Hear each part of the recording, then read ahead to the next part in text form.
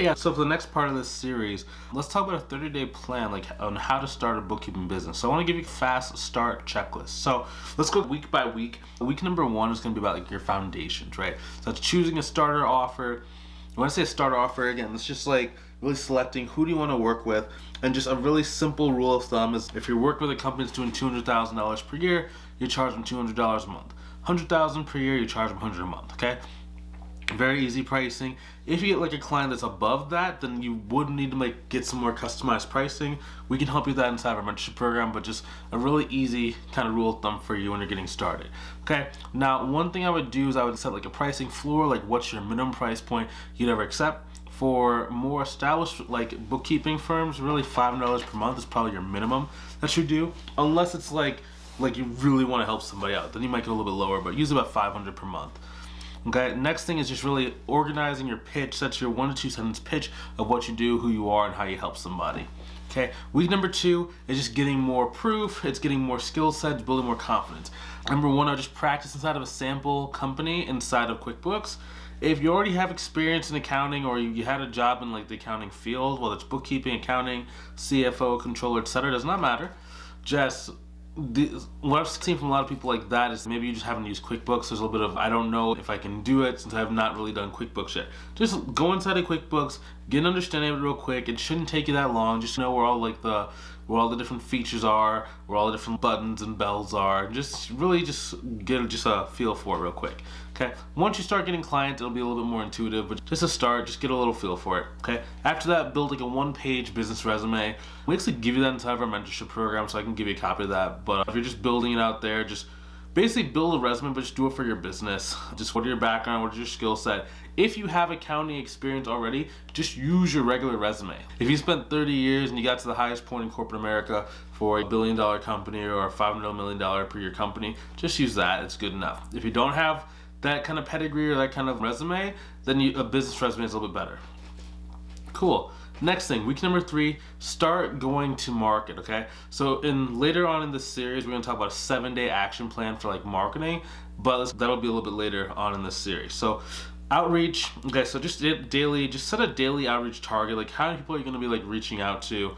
Post 3 credibility pieces, try and book 1 to 3 calls. Ideally, if you don't know the internet, you don't really have a good way of using the internet, okay, then you can go to like local networking events, but you just gotta get out there. Now in the beginning, is networking the best way to get clients? No. Is it a way that people have been using for a long time to get clients? Yes. So if you have no skill sets, you just gotta get a little bit more resourceful, and you have to go put yourself out there. It's just as simple as that, okay? Now, we have a lot of videos on this channel that show how to do digital marketing, how to do online marketing, but if you're pressed to make money in the next 30 days, which if any of you feel like you're pressed to make money, like you have to make money in the next 30 days, I probably would recommend getting some kind of job or part-time job. Now I know job market, depending on when you're watching this video, can be a little hard to get. A lot of people, like maybe they might be out of jobs or whatever, but ideally you don't want to start a business when you need money. Okay, it's very interesting. Whenever you don't need something, you tend to get a lot of it. When you need something, it runs from you. So it's the same thing when it comes to business. Like when you don't need, it's so funny. The months where I'm making the most money, it feels effortless, like you can breathe and money comes to you. Versus the months where things may be a little bit slower, or you lose a client, or even like when I was starting, it just felt like money was just so far away. So it's like you ideally want to be at least in a place to where energetically, like you're doing financially okay. You don't have to be doing great, but you want to be doing okay, right? And you want to make sure you have some savings in the bank in order to like really be ready for a business. A lot of people don't really understand. Most reasons why businesses fail is because of a lack of cash flow. Either people quit their job too early and their business cannot support their lifestyle, or in certain businesses like a Walmart, they invest so much money and they're tapped out, they can't keep investing. So you want to make sure that at least in your personal life, you start becoming more of a saver. I found that the people that are most likely to succeed in business are people that save money in their personal life, right? They have just a reservoir of cash. There's people that really don't have that kind, right? It can be a little bit harder. Now, week number 4 is going to be about closing your first client, onboarding, and just having a really simple sales call flow, getting your SOPs kind of in order, and just start doing your first month of services, okay? Now keep in mind, in your 30-day action plan, you gotta keep your keep your scope very tight. A lot of people, like, they focus so much on like branding and websites, but if you can just talk about what you're going to do for the potential client and keep it very tight, concise, and to the point, they're going to trust you a lot more than if you have a fancy website but you can't really talk, right? In this business, it's really about communication, right? It's really about being able to communicate with a person. What are your needs? How am I going to solve them? What are your needs? How am I going to solve them? And then why is the price? What is the price? And why is the price reasonable? You get those 4 things down consistently, you're not going to have a problem like getting income from this stuff. Next thing, now remember, in this first 30 days, your goal is to get at least 1 paying client, plus start getting a repeatable process. Every time you get a client, it should actually get easier and easier to not only take on more clients, but also to get more clients, okay? That's why I said, like, with the networking, it can get easier over time, but it just can take a little bit of time. But it's still better than, like, sporadically doing something. Like, 1 week you do cold calls, next week you do Facebook videos, next week you're on Twitter doing political rants to get clients. You need to start thinking about, what can I do consistently? Next thing is start tracking, like, how many people are you speaking to? How many people did you invite to do a sales call? How many sales calls did you actually do? How many people did you actually close, right? You have to be almost like tracking your numbers. The same way you would track like your own books and do your own accounting, you have to do that for your marketing as well. Marketing is going to come down to numbers, right? How many events did I do? How many events, first of all, how many events did I find? How many networking events did I do? How many people did I talk to networking events? How many people did I invite to a sales call? How many people showed up to the sales call? How many people signed up for my services, right? If you don't know those numbers, then it's going to be very hard for you to really be successful on a consistent path. Now remember, your first 30 days, you're probably not going to get rich if you're doing this stuff on your own. But that's not the point. It's about setting up a foundation so that it gets easier, okay? A lot of people, they're so focused on, can I make money today? Can I make money today? And it's like, you got to get something that works and then focus on how can I make that keep working for the next 10 years, but make it more enjoyable for my life. So like every year for me, for example, it gets easier and easier for me to really control my income, right? And to control the number of clients I get, to know what days are gonna be the worst, what days are the best, what months are the best, what seasons are the best, and it's just like, I can just flow. I don't really have any stress about my process, but that's because I'm very meticulous in keeping my numbers. Oftentimes on the mentorship program, I show people like our different like KPIs or different databases of leads, our tracking sheets, right? I give you guys a copy of this, but I show you internally like what we do and how it's so organized. A lot of people are just so organized, like, wow, the level of detail that you have to focus on in order to be successful in the long term is just it's hard when you're setting it up, but once you set it up, it's very simple and just keep doing it over and over again. And that consistency is what you're shooting for. So 30 days to get started, the rest of your business career to make money and keep going, okay? Again, this is gonna make you millions of dollars over the next like 10 to 15 years. So it's like, you wanna make sure you do this thing correctly because this is what can really change your life. Now, again, that's not a guarantee, right? Just by watching these videos, you're not gonna make millions of dollars, right? You have to apply the stuff we talk about and you have to do it correctly. I don't want you guys coming back in 10 years telling me I lied to you. Okay, next thing, profit plan, okay? So let's talk about like actually like a bookkeeping firm business plan, okay? So packages plus pricing, right?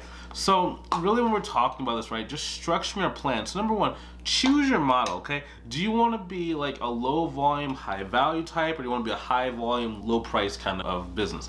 Now, I know that sounds like very simple. It's not always either or, but you want to try and skew towards the model that you want. So there's nothing wrong with having low dollar clients when you have when your business income is good and you're already paying all your bills, you're going full time, okay, you can start bringing on low volume or low dollar clients. But in order for you to like really be able to create what we call escape velocity means like the ability to basically buy your freedom. So not have to have a job, not have to worry about your bills, not have to worry about like where's money gonna come from.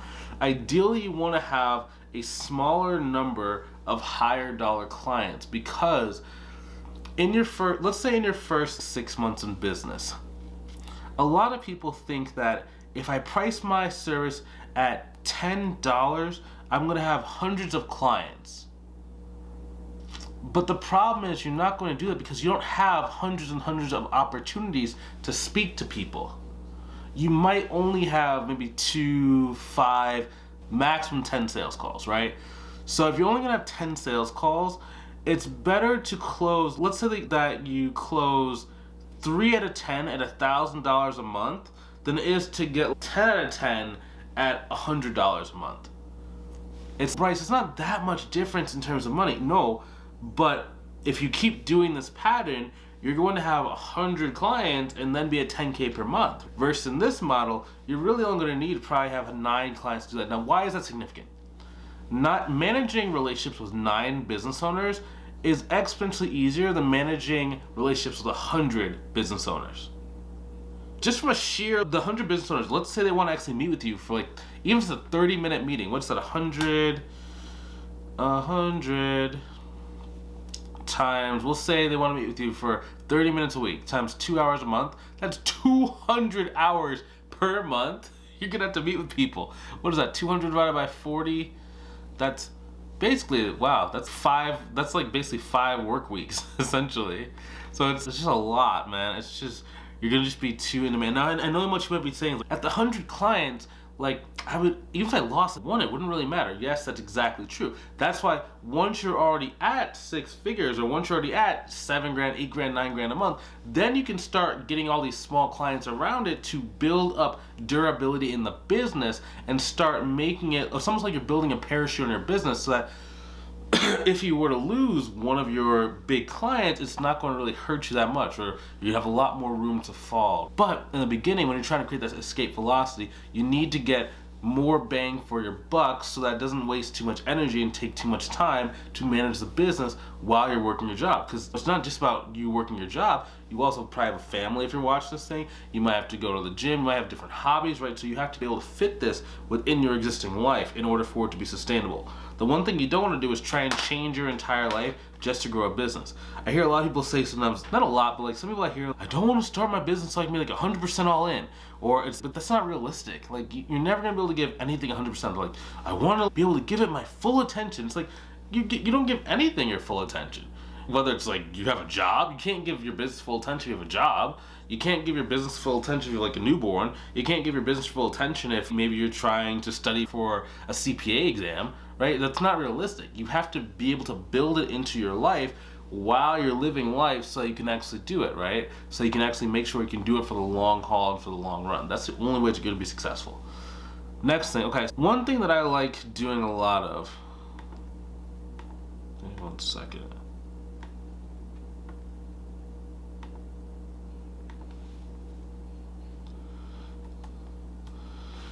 One thing I like doing a lot, I changed my note, there's an error in there.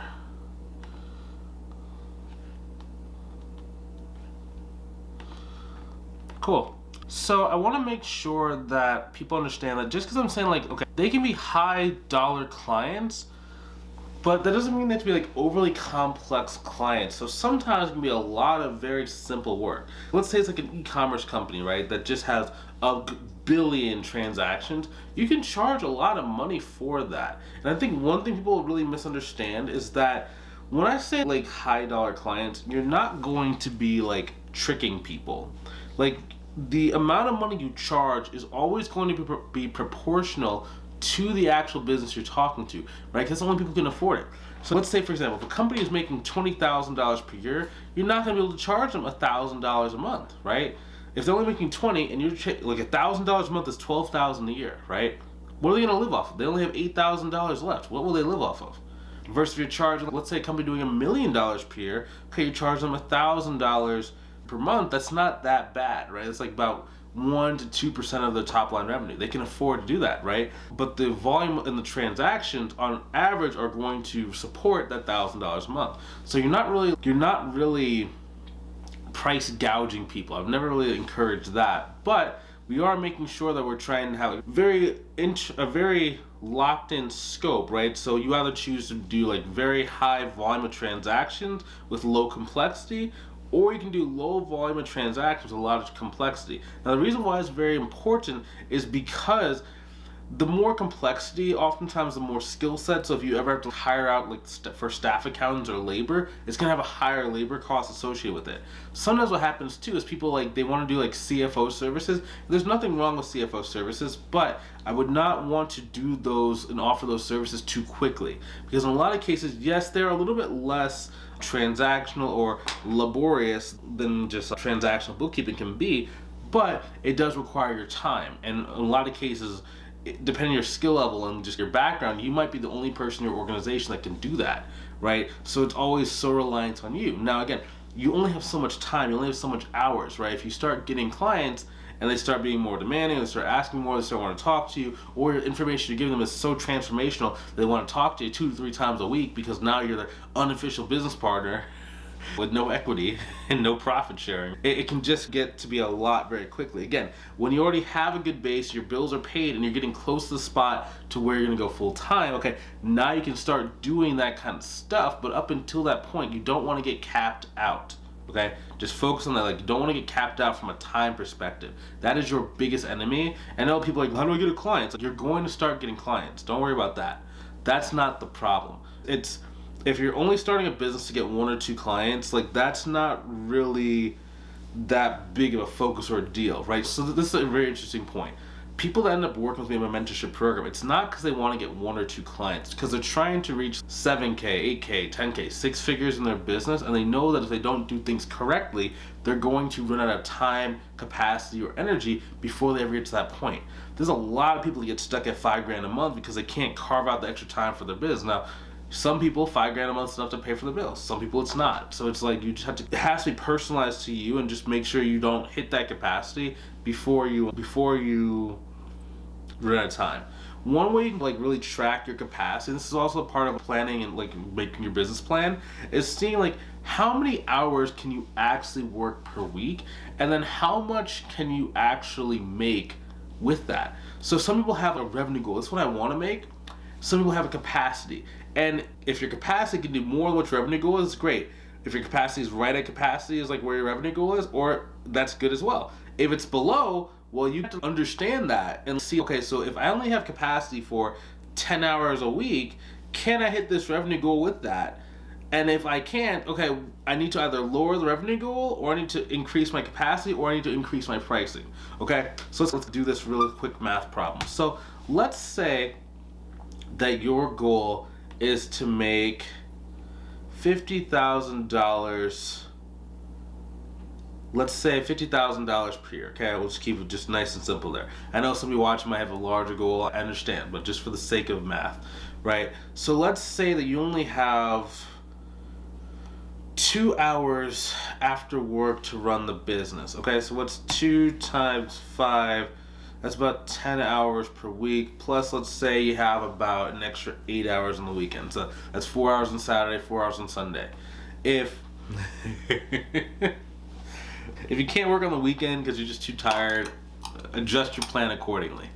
But you know, adjust your plan accordingly. I'm just giving you like a standardized way I would think about this, okay? So 18 hours. And then, okay, so you have 18 hours. Let's say that you, okay, so in order for you to make $50,000, you have to do, what's 18 hours per week times 50? We'll do 50 weeks. We won't do a full 52 because I'm assuming you're going to take 2 weeks off for vacation. That means you have 900 total hours to run your business. So $50,000 per year divided by 900 hours equals, you have to be charging at least $55 per hour for every single one of those hours in order to go to hit that goal. Okay, so $55 per hour, that's not that tough of a amount to charge someone. Now, luckily for us, whenever we charge a flat rate, we can increase the hourly rate that someone might be willing to pay us because we're not expressing it in an hourly rate. One mistake people do make, though, internally in their thought process, as a bookkeeper and accountant, even though you are not charging hourly, you need to know what you're making per hour that you work, right? Because we only have a limited amount of hours, it's always $1 that we're making per hour we're working. So even though you don't say it to people, you still have to know what you're making. Because again, if your goal is to make 50,000, but now all of a sudden you are, let's say you're only selling your stuff for $35 per hour times 900 hours that you can work per year, you'd only made $31,500. So, and just in case I just slow down the math, okay, remember. So in order for us to make $50,000, if our full capacity that we had was 900 hours per year, we would have to be charging at least $55.55 every one of those hours that we're working. If instead our sales skills were not very good, or we did not really consider an hourly rate, and it falls to $35 per hour at 900 hours worked, we'd only make $31,500. So we're almost $20,000 below our goal. So you have to be thinking about these things, not just, I want 20 clients to pay me $10,000 a month. It's how much time do you actually have, okay? So hopefully that made sense.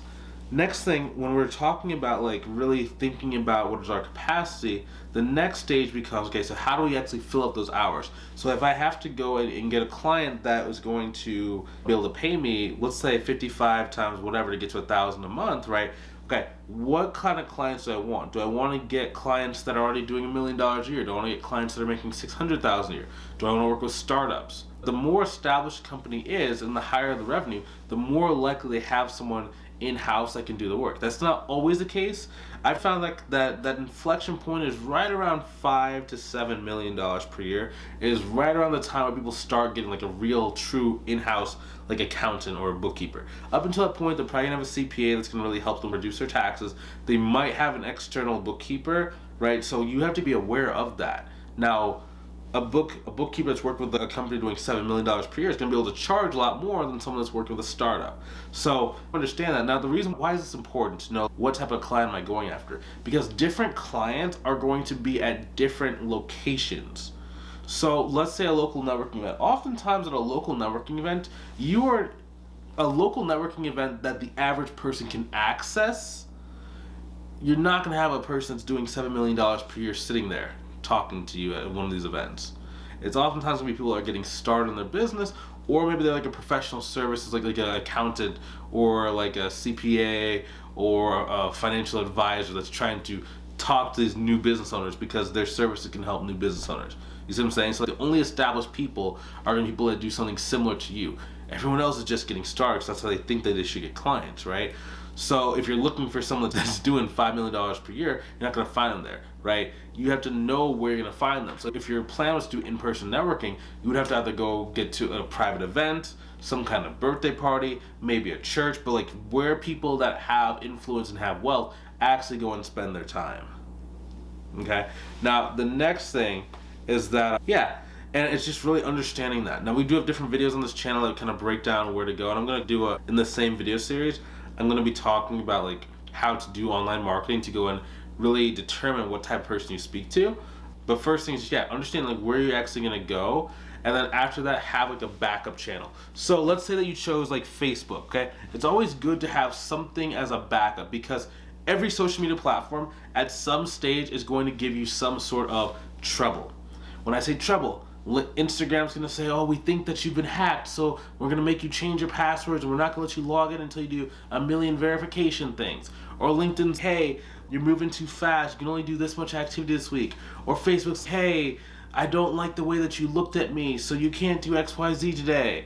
So if you only have one platform, then you're out of luck, right? Now, so I would have like, maybe if you want to do Facebook as your primary, have LinkedIn as your secondary.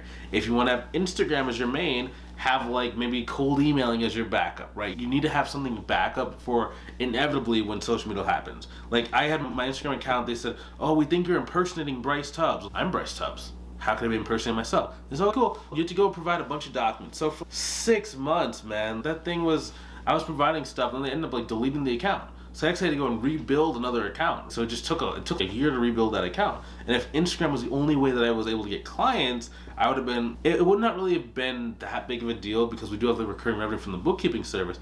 But in terms of growth and just frustration, it would have been annoying. So you always have to have some kind of backup, especially when you're dealing with the internet. Now I know like people are thinking like the internet is,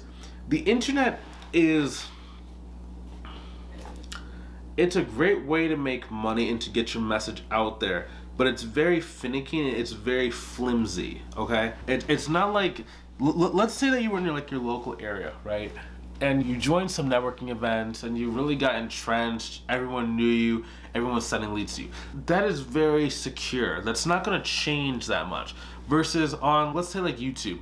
In YouTube, everybody was making videos, and in August, I think it's like August 10th or August 11th, there was an update that caused a lot of people to have their views be cut in half. So let's say you were getting 100 views a video, now you're getting 50 views.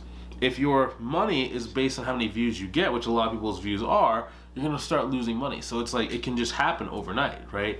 So it's like the internet just tends to be a place where you need to either have diversification or you need to be expecting for there to be some kind of shift every 6 months. 6 to 8 months, essentially. Okay, next thing, delivery rhythm, delivery plan. Okay, so just understand, like, how much time do you need to spend on this stuff? What does your daily schedule look like? When are you actually going to do the bookkeeping? When are you going to try and talk to clients? Just put that inside your mind. Next thing is just like your revenue goal, number of clients, and capacity. You did the exercise a little bit earlier, but those are the factors we need to be thinking about when it comes to planning for our business. What type of clients are we going to go at? Are we going to go after? Are we going to keep the scope very simple, but we're going to go after a high volume worth of transactions? Or are we going to go after more complex work that maybe doesn't have a huge amount of volume? What is my full capacity, and how does that capacity compare to my revenue goal? Am I going to hit my capacity before I hit my revenue goal, or do I have enough room to where it doesn't really matter because my revenue goal is much, much lower than my capacity? Once you have that, just figuring out like when are you actually going to do the bookkeeping work, what is that going to look like day to day, week, month to month, and yeah, from there your bookkeeping plan is very solid. Okay, next thing. Now, if you ever want help hitting any of these things, so like maybe you're like thinking of a business planner, or all these numbers I just gave you is very overwhelming, and if you had a helping hand to reach your goals, you'd be there a lot faster, click the link inside the description below this video to see if I can help you inside of a mentorship program. Now, if you're on the phone, it's going to say like more. Click on that more. It's going to open up a description. It's going to have the first link will be like a link to book a call with me. Let's see if I can help you inside our mentorship program, okay? It's not for everybody. I'm not saying every single person in the world needs this mentorship program. What I'm saying is you want the most direct path towards your goals so you actually can reach your goals in a short period of time. Click that link, book that call. Let's see if I can help you, okay? I will talk to you in the next section.